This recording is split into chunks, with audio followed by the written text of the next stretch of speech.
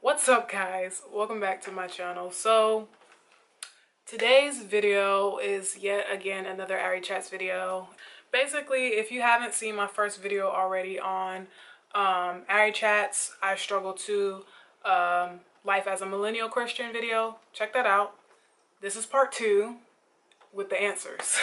So I was pretty much, in that video I just covered like how I felt, you know, growing up in my 20s so far and being saved and all that I've experienced. I felt the need to just be transparent about it, and not transparent in the fact that I was like I was really vague about it, and again, like one day I'll just get into the nitty-gritty, but for now I feel like I need to just, you know, cover surface level stuff.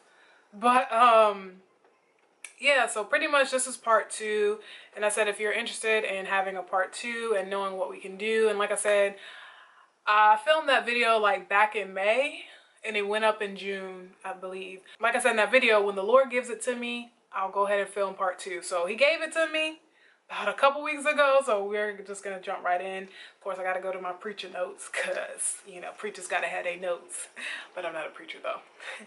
So let me go ahead and pull it up because like I be having to make notes, okay? So of course I gotta start with the backstory. Basically what happened was, so 2 weeks ago we moved into our new house, and at that point I was kind of like, I don't want to say I was going through something. I kind of was. I was kind of in my feelings, and I was just feeling some type of way, and I had made the decision to just take a step completely off of social media for a little while. So today is my first day back on Snapchat, but I've only been on Facebook like twice out of that 2.5 week break so far. And anyway, long story short, so like I got off of social media. I was like, I really need to hear from God. Like I'm turning the volume down on everything. Anything that's distracting me from hearing from him, or just making me, or just pulling me down emotionally, I can't deal with right now. I can't. So pretty much that's where I was at. And like I was saying, I know this story is like all over the place, but anyway, we were moving in. I remember one night and I was just like, I was feeling kind of down. I wasn't feeling like really down, but I was just feeling down. And I prayed and I went to bed, and I woke up the next morning and I prayed or whatever, and I read my devotional. And because that's the first thing I do when I wake up in the morning. If you haven't seen my praying or ranting video, I talk about my morning routine with the Lord in that video, so you should check that out as well. But pretty much that morning when I woke up, I don't even know if I've read my devotional, but in my spirit I heard the song by Anthony Brown called Trust in You, I believe that's what it's called.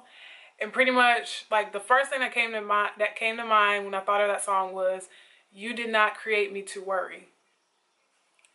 So I was just like, you know what, Father, like the Lord be doing it. So he spoke to me clear as a bell, and I went and shout out to Apple Music, and I downloaded the song and I listened to the entire song, and I've heard it before. Like I think my church has sang it before, but I listened to that all the way to work, like on repeat, over and over again. And let me tell you what got to me. So let me pull up the lyrics really quickly and tell you what like really like hit the hammer. What was it? Hit the nail on the hammer for me this go around. All right, so the lyrics are, "You did not create me to worry. You did not create me to fear, but you created me to worship daily. So I'm gonna leave it all right here. My hands are raised because I surrender. Your will is what's best for me. I worship you because you're Jehovah Jireh. I bow before the King of Kings." Listen, so the part that got me was, I lift my hands and surrender. And God spoke to me right in that moment. He said, surrender. How you're going to get out of these situations is by surrendering to me. The only way you can overcome all these obstacles is when you stop trying to take control of it, stop trying to bandage it up, stop trying to suture it and put Neosporin on it and let me do what I need to do. Then and only then will you overcome these obstacles. When you surrender to me, when you give them to me fully, when you submit, that is when I will take care of the situation. And so that hit home for me, And I was just like, you know what, God, that's real. Like, you did not create me to worry. You did not create me to have fear. So why do I keep worrying and having fear about the same thing over and over and over and over again? And only thing you ask of me to do is live right and worship. To be honest, like, worship is the key to getting out of your situation. Surrendering is the key to getting out of that situation. So pretty much, like, I near about broke on the way to work because I was like, Lord, you're right. If I would just stop holding on to this stuff, you'll take care of it. You'll do it, Lord. So pretty much, like, that's how I felt. I'm just gonna go down my little list of what I had. Like, pretty much these are all things that he deposited to me while I was thinking about, or while he was speaking to me. Stop wrestling with God. Stop going back and forth with God about the same situation. Stop giving it to him and then taking it back. And I'm guilty. I'm raising my hand for me because I do this all the freaking time. And I wish that I would just get a grip sometimes, to be honest. Stop wrestling with God. Just stop. Give it to him and let it go. Let it go. Do not keep worrying. Do not keep being afraid of what's going to happen if I did this, that, and the third. Like, let that thing go. Let it go. Stop trying to understand. Stop trying to understand why you're going through what you're going through. Sometimes you have a general consensus of what you're going through because you may have done some things to get into the situation, which is understandable. Once you've taken a step back and you see that there's nothing else that you can do and the situation is still jacked up, don't try to understand that. Do not waste your time trying to understand that, because you never will. You will never know why it's happening, why it happened that way. Maybe later down the line, the Lord will reveal it. But if you keep trying to understand what's happening, that causes you to go right back into bondage, right back into fear, right back into worrying, because you're constantly thinking about it. Let that thing go. Do not try to understand it. And I wrote a little statement down here. I'm telling you, the Lord was on it. So basically, stop trying to understand, but understand and realize that God may not change the situation, but he'll change you. So if you cannot understand the situation, understand that he may be trying to change you. 9 times out of 10, the reason why we go through things is for God to mold us, to show us something, to reveal something to us, to prepare us for our next wealthy place, to prepare us to overcome. So with that being said, don't look for God to always change the situation. The situation will change when he changes you, when he changes the other person, when he changes whoever else is involved. When he changes those people, that's when the situation changes. The thing with that is, once God changes you, you look at the situation differently. You see things differently. The situation is put in perspective for you. And so, like, now, by you looking at it a different way, it may not even be or seem as deep as it is. Or it could be a case where, like, you know, it's just like, you know what, God, thank you for revealing what you needed to reveal to me. And I'm just going to go ahead and check up my deuces and move on. Once you look at the situation differently, it could already be resolved in that matter.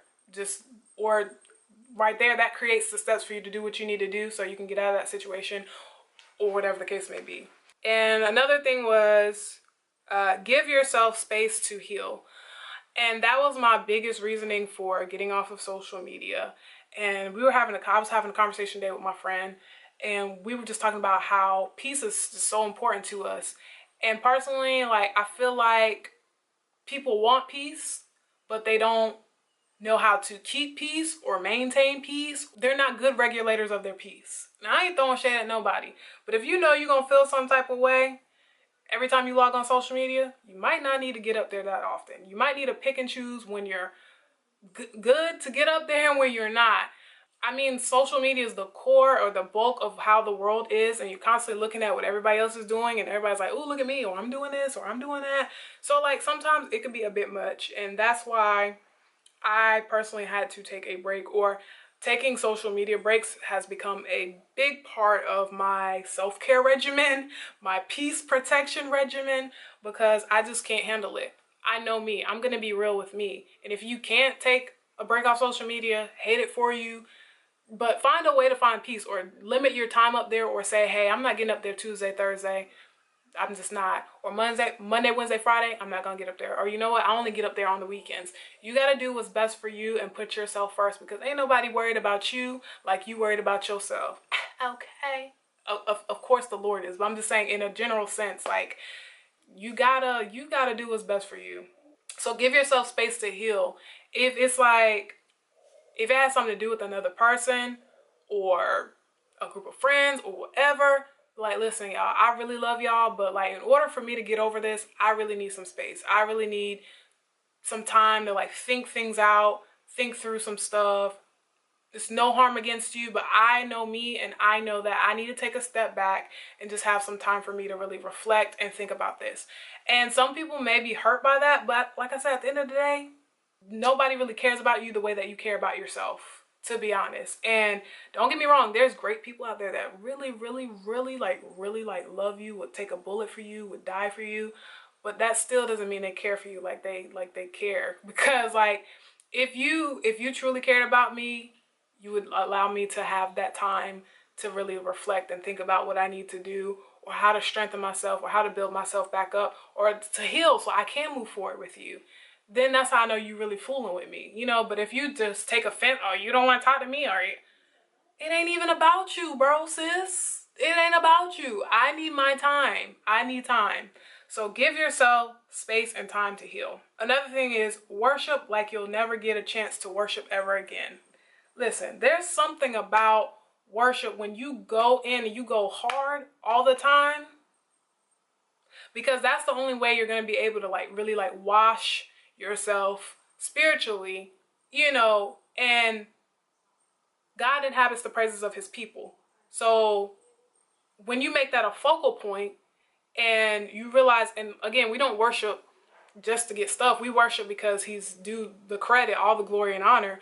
But when you worship from a broken place, there's something about that worship. It's just like so sacred, so powerful, that like that stuff, that type of worship shifts the atmosphere. Okay, it shifts the atmosphere. And like I was saying in my praying or ranting video, God is moved by you pursuing him, you laying your pain on the floor and being open instead of just complaining and going back to the same crazy nonsense. So worship from a broken place is super duper powerful. Like, when God sees that, like, you gotta know he's obligated to like fix that situation. If you're like constantly worshiping him and you putting your feelings on the back burner, do you know how hard it is to worship from a broken place or a place of anger and frustration?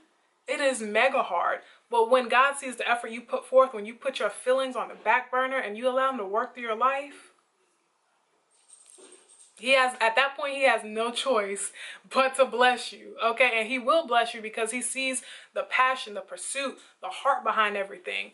And, you know, when you're going through something, you can't just be out church acting all willy-nilly and cute with your worship like, it's me again, oh Lord. No, you need to hit the ground running. If you want your situation to change, or if you want God to work through you, work in your life, you need to hit the ground running, okay? Act like, you know, your light bill is due on Tuesday night. It's Tuesday morning and you need the money, okay? That type of momentum, and you're willing to do whatever it takes. That's the momentum you need to have every time you go into worship. If you face something, your face better be on the floor every Sunday. And that's not being fake. Let me clarify, because some people feel like, oh, I'm being fake because I go in, I worship hard, and then I still mess up. Okay, yeah, that might be the case, but at the same time, do not lose that momentum. Do not lose that momentum, and like allow God to work that out of you, you know, while you're still struggling with whatever you're struggling with. So, yeah, worship like you'll never get the chance to again. And like me, I'm always serving, so like, sheesh. But when I'm not serving, oh, best believe, like, my face is on the floor, okay? Because I don't have time. I need the Lord to move. I need the Lord to work in my life, because, like, I'm telling you, I be going, yeah. Anyway, yeah, so worship like you'll never get a chance to ever again. Another thing you need to do is keep yourself encouraged spiritually. So, like, that means constantly listening to worship music, constantly reading your devotional, constantly praying, constantly listening to things that's going to lift you up and not break you down, constantly like seeking spiritual counsel, constantly, you know, how can I say, constantly like fleshing out your feelings so that you're able to concentrate on prayer and worship without getting your feelings all in the mix of everything. You know, you got to do that. So you got to keep yourself encouraged. Like when you're feeling low as I don't know what, man, I'm telling you, you better find some of your favorite scriptures or something to like lift you up, because I'm telling you. And like my devotion, I feel like my devotional has been on it for these past couple of weeks. I've been like, yes, Rick Warren, you was reading my mind. And avoid lingering in your feelings. Yo, that's a big one. You gotta get out of your feelings. My bishop just did a whole sermon on being in your feelings based off Drake's song. Being in your feelings. Like, being in your feelings creates no productivity. Like my bishop just said, she said, you will not get any victory in your feelings. And that is facts on top of facts on top of facts. You gotta get out of your feelings. And another powerful statement that my bishop makes, Bishop Rosie S. O'Neill, is that you cannot be in faith and be in your feelings. You cannot have faith and then still be worried, still be upset, still be confused because you're in your feelings or operating in depression about your situation. Then are you really in faith? Not to saying it, like she said, like Bishop said, feel what you feel, but don't function in your feelings. I said, well, preach, Bishop. Listen, if you get the chance to hear that sermon, life changer, game changer. Get out your feelings, get in faith. Okay? Feel what you feel, go ahead and get it out, do what you gotta do, but do not function in your feelings. Or it's along the line of that where she said, feel what you feel, but function in faith. So one of the two. Either way, do not function in your feelings, function in faith. Go ahead and get it out. Feel, because we're human, but do not let that dictate how you move, how you shake, how you live your life. You cannot stay in your feelings. And if you're gonna stay in your feelings, you're just gonna let yourself down. You're setting yourself up for failure time after time after time. Sometimes you just gotta push it back and be like, you know what, that made me feel some type of way. I'm feeling some type of way, but God, in order for you to move in my life, I can't be stuck in this spot in my feelings, and you're not gonna get any glory out of my feelings right now. So you know what, I'm gonna just suck it up and deal with it and move on and function in faith. You know, yeah, that ticked me off, but I know you're gonna work it out, Lord. God, I see everybody getting this, that, and the third, getting what they want in their relationships, and but you know what, Lord, it's okay, I see all that, but you know what, God, I know you're gonna come through because you promised me. So like, you know, you cannot linger in your feelings, and when you feel like you in your feelings, you need to shake that thing off. I'm telling you, that has helped me out tremendously. Some nights I'd be like, bro, but I was like, you know, I just choose not to like deal with it, or not choose not to deal with it, but I choose not to stay in my feelings about something. I will find something to do, read a book, and I hate reading. I'll read a book, I'll watch TV, I'll reread my devotional, I go check on a friend, I go take a ride, but I'm not going to stay in my feelings. I cannot afford to stay in my feelings, because that, me as a person knowing myself, I can't do it. My next point is focus and realign your focus. So you got to get focused. Once you you know, say, hey, I surrender to God, I'm done with this. You give yourself time to heal. You avoid staying in your feelings. You're keeping yourself spiritually fed, encouraged. Now you got to reassign focus. You got to look at and prioritize what's most important in your life, other than the situation that is holding you hostage, or was holding you hostage, or upset you, or offended you, or whatever you're going through. You have to reassign focus. And you know what, like, yeah, that was a priority, or that was an issue, but I'm not going to prioritize it anymore. Meanwhile, I'm a whole college student, I'm a whole employee, I'm a whole daughter and sister. Focus on those things. I'm a friend, focus on that. I'm a child of God, focus on that. You know what I'm saying? Find something to focus on other than your problem or your situation. When I got to that place of kind of like letting go or surrendering the situation at hand, you know, I started to look at the more important things. Not that that wasn't important, but like, I was like, I got homework to do now. Like, like it hit me. I was just like, dang, I'm a whole college student. I got 3 classes. I got homework every week. I got stuff to do at work. I got stuff to do. I don't have time to be defeated. I really do not have time. And so it really hit me. I was just like, you know what? I need to be focusing on this instead of that. Now that, you know, you know, because I'm ready to graduate. I can't be like in my feelings and then making F's and C's and D's, and I'm not even focused. Like, home life requires a lot of stuff. Lord, when's the last time I did laundry? Lord, when's the last time I made my bed? Lord, when is the last time I did this and third? You know, you got to reassign focus to what's more important and prioritize what is more important to you at that moment other than the situation that you're going through, because there's so many more important things in life that you're going through. There's so many important moments of life that you'll miss still thinking and beating yourself up about the same situation over and over and over and over and over and over and over and over and over again. So reassign focus. Go back to the place where you were the happiest, or go back to thinking like, what can I improve in my day-to-day life? Trust me, there's a ton of stuff you can improve in your day-to-day life, or there's a ton of things that you can do to look back over your life and be like, man, you know what?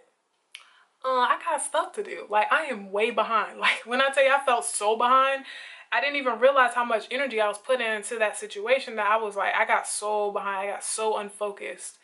Trust.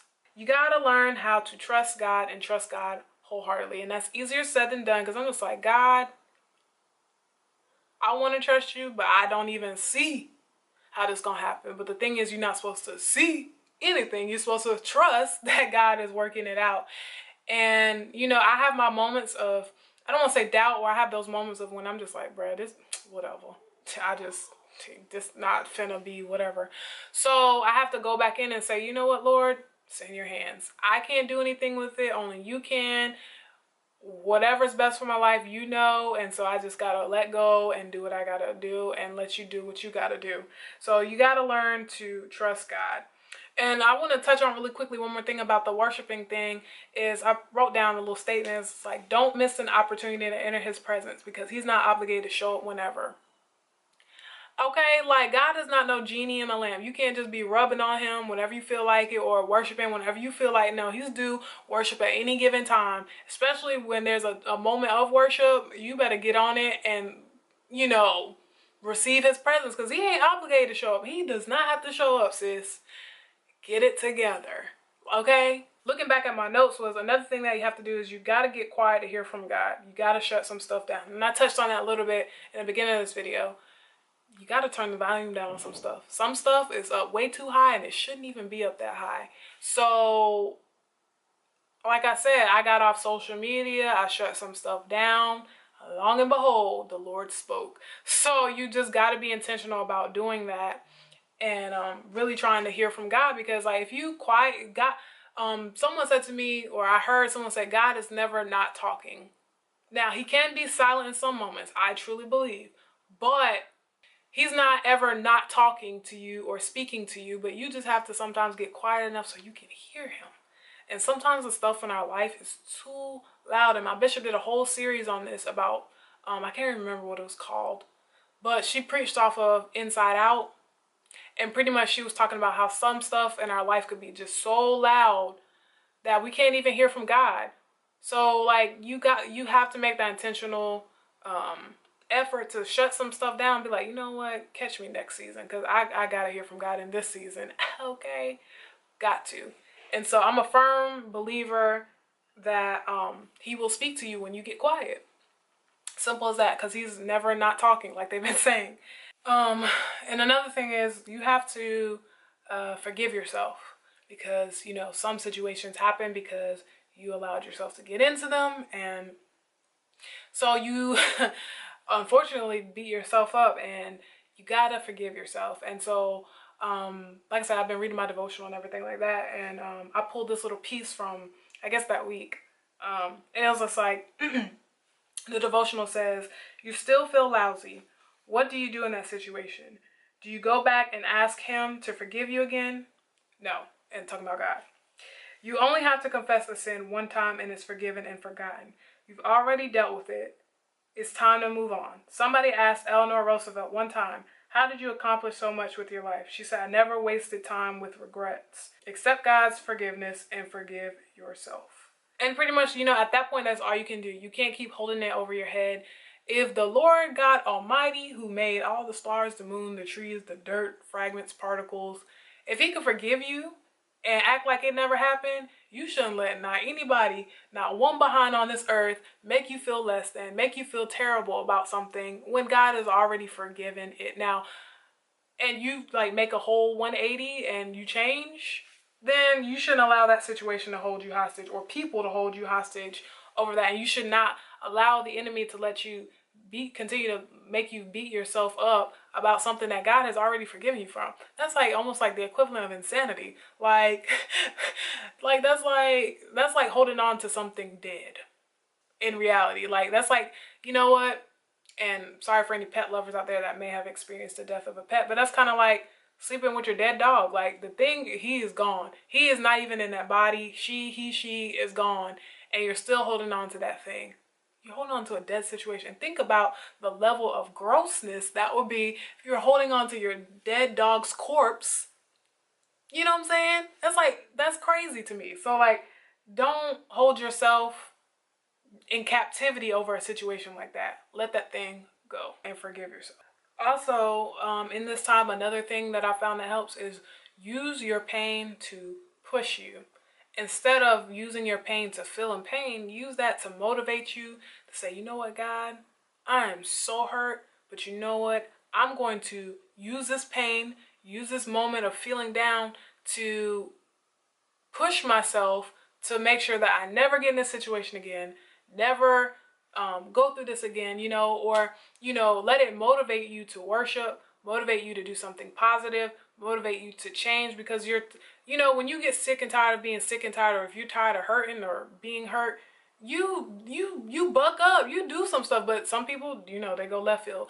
But turn your pain into praise, you know, do something positive with your pain.